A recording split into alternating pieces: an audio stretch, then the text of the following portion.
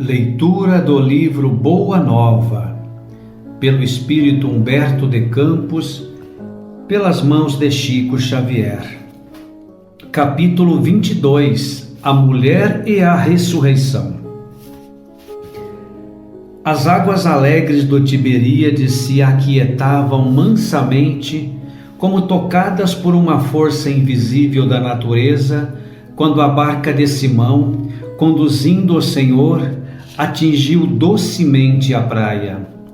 O velho apóstolo, abandonando os remos, deixava transparecer nos traços fisionômicos as emoções contraditórias de sua alma, enquanto Jesus o observava, adivinhando-lhe os pensamentos mais recônditos. "Que tens tu, Simão?" perguntou o mestre com o seu olhar penetrante e amigo. Surpreendido com a palavra do Senhor, o velho Cefas deu a perceber por um gesto os seus receios e as suas apreensões, como se encontrasse dificuldade em esquecer totalmente a lei antiga para penetrar os umbrais da ideia nova no seu caminho largo de amor, de luz e de esperança.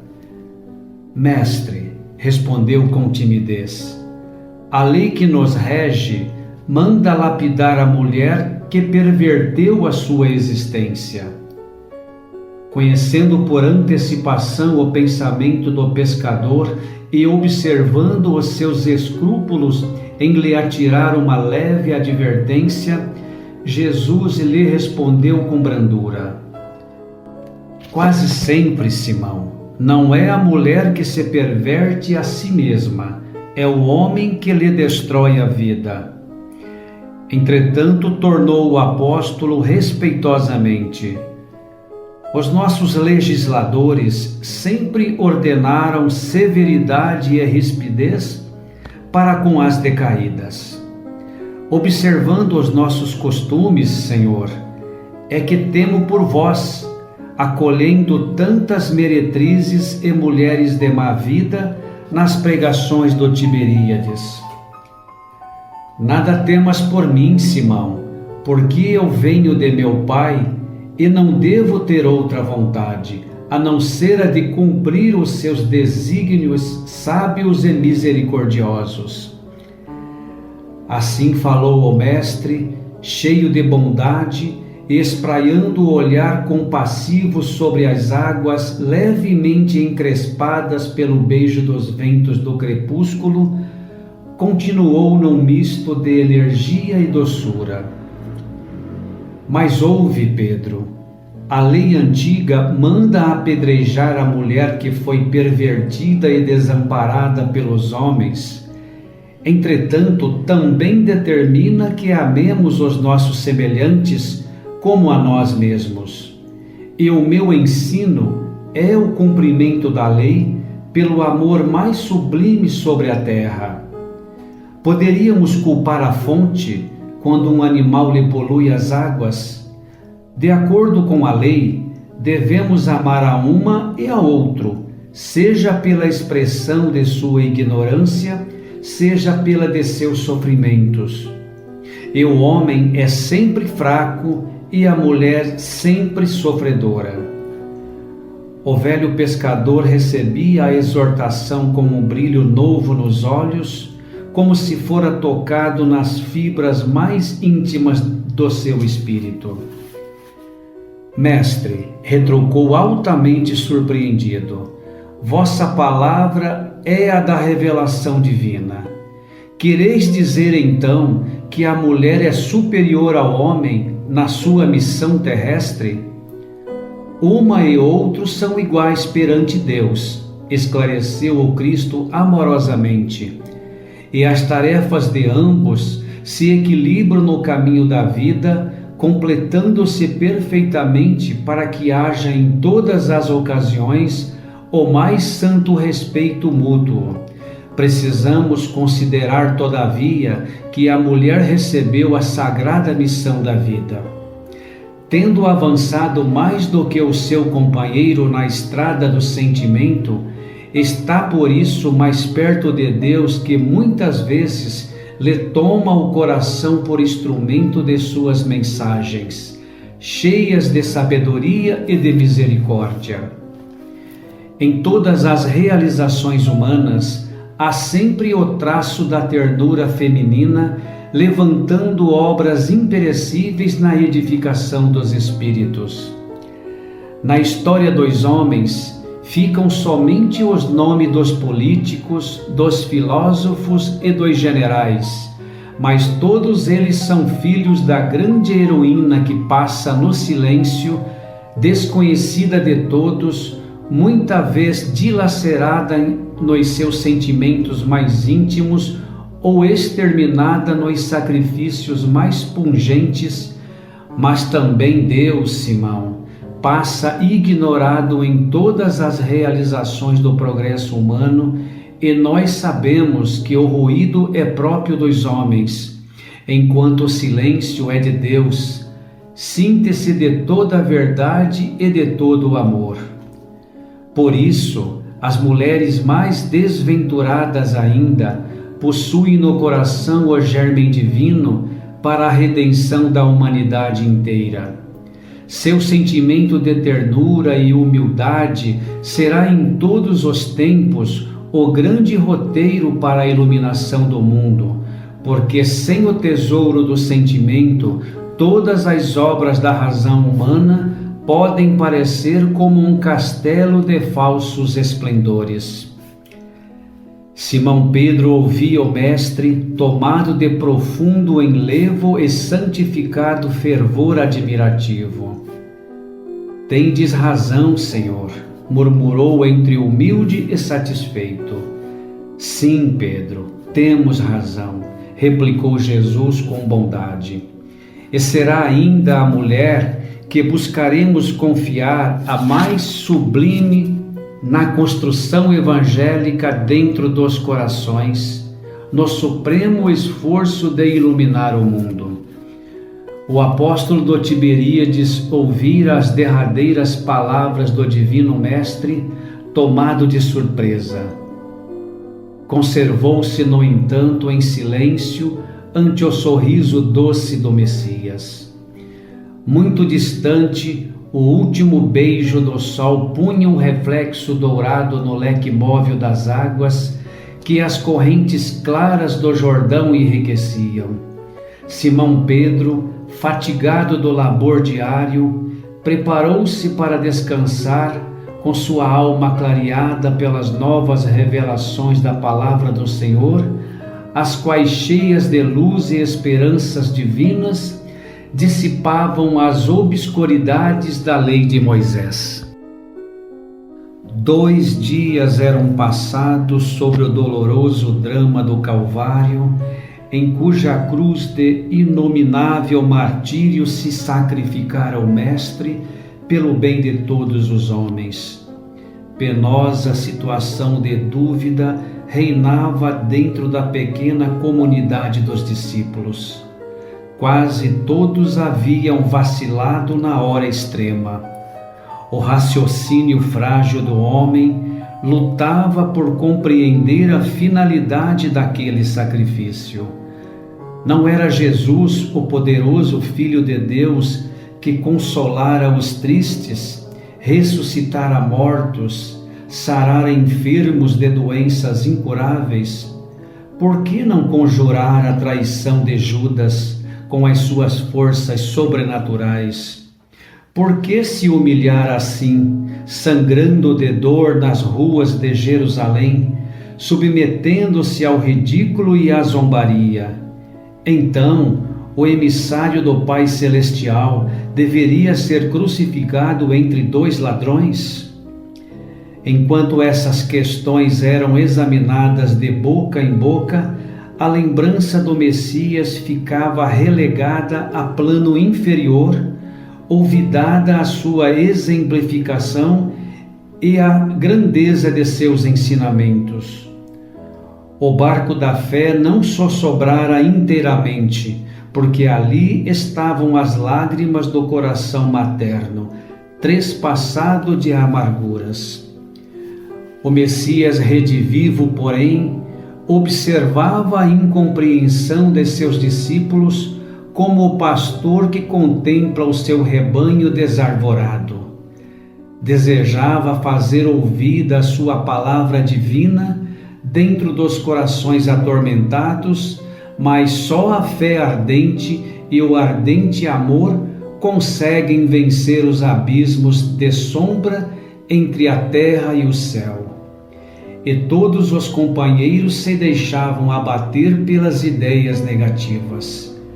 Foi então, quando na manhã do terceiro dia, a ex-pecadora de Magdala se acercou do sepulcro com perfumes e flores. Queria ainda uma vez aromatizar aquelas mãos inertes e frias, ainda uma vez queria contemplar o Mestre adorado para cobri-lo com o pranto do seu amor purificado e ardoroso. No seu coração estava aquela fé radiosa e pura que o Senhor lhe ensinara e, sobretudo, aquela dedicação divina com que pudera renunciar a todas as paixões que a seduziam no mundo. Maria Madalena ia ao túmulo com amor, e só o amor pode realizar os milagres supremos. Estupefata por não encontrar o corpo bem-amado, já se retirava entristecida para dar ciência do que verificara aos companheiros, quando uma voz carinhosa e meiga exclamou brandamente aos seus ouvidos: Maria. Ela se supôs admoestiada pelo jardineiro, mas em breves instantes reconhecia a voz inesquecível do Mestre e lhe contemplava o inolvidável sorriso. Quis atirar-se-lhe aos pés, beijar-lhe as mãos num suave transporte de afetos, como faziam nas pregações do Tiberíades, porém, com um gesto de soberana ternura, Jesus a afastou, esclarecendo: Não me toques, pois ainda não fui a meu Pai que está nos céus. Instintivamente, Madalena se ajoelhou e recebeu o olhar do Mestre num transbordamento de lágrimas de inexcedível ventura. Era a promessa de Jesus que se cumpria. A realidade da ressurreição era a essência divina que daria eternidade ao cristianismo. A mensagem da alegria ressoou então na comunidade inteira. Jesus ressuscitara. O Evangelho era a verdade imutável. Em todos os corações pairavam uma divina embriaguez de luz e júbilos celestiais. Levantava-se a fé, renovava-se o amor, morrera a dúvida e reerguera-se o ânimo em todos os espíritos. Na amplitude da vibração amorosa, outros olhos puderam vê-lo e outros ouvidos lhe escutaram a voz dulçorosa e persuasiva, como nos dias gloriosos de Jerusalém ou de Cafarnaum. Desde essa hora, a família cristã se movimentou no mundo para nunca mais esquecer o exemplo do Messias.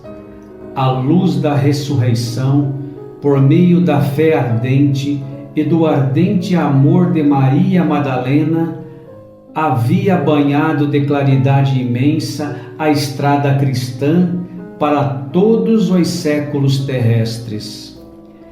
É por isso que todos os historiadores das origens do cristianismo param a pena, assombrados ante a fé profunda dos primeiros discípulos que se dispersaram pelo deserto das grandes cidades para a pregação da Boa Nova e observando a confiança serena de todos os mártires que se têm sacrificado na esteira infinita do tempo pela ideia de Jesus, perguntam espantados, como Ernesto Renan, numa de suas obras: onde está o sábio da terra que já deu ao mundo tanta alegria quanto a carinhosa Maria de Magdala?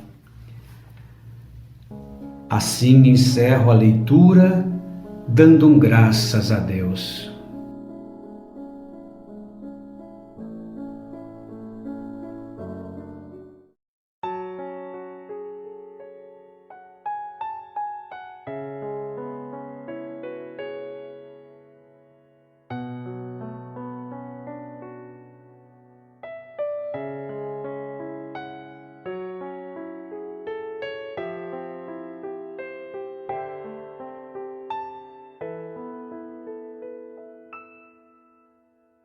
Tu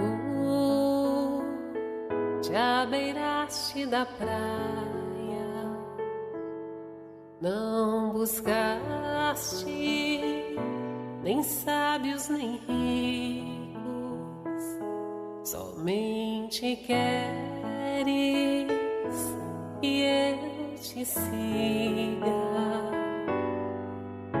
Senhor.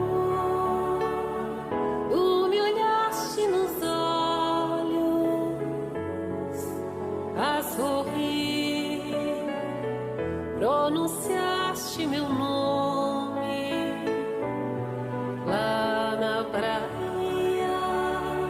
Eu larguei o meu barco junto a ti, buscarei outro mar. Tu sabes bem que meu barco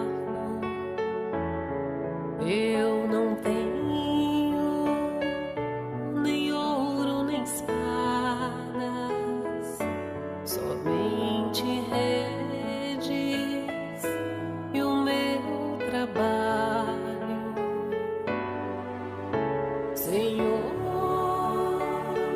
Tu me olhaste nos olhos a sorrir, pronunciaste meu nome lá na praia. Eu larguei o meu barco junto a ti, buscarei outro mar. Tu minhas mãos solicitas, meu cansaço, que a outros descanse, amor que almeja seguir amando, Senhor. Tu me olhaste nos olhos a sorrir, pronunciaste meu nome lá na praia. Eu larguei o meu barco junto a ti, buscarei outro mar. Tu, pescador de outros lagos, ânsia eterna de almas que esperam, bondoso amigo que assim me chamas, Senhor. Tu me olhaste nos olhos a sorrir, pronunciaste meu nome lá na praia. Eu larguei o meu barco junto a ti,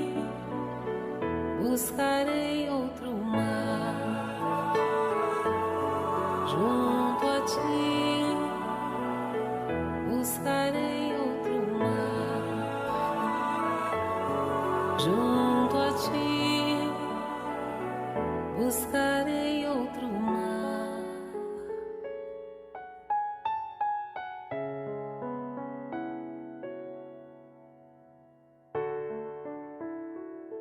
Buscarei outro mar.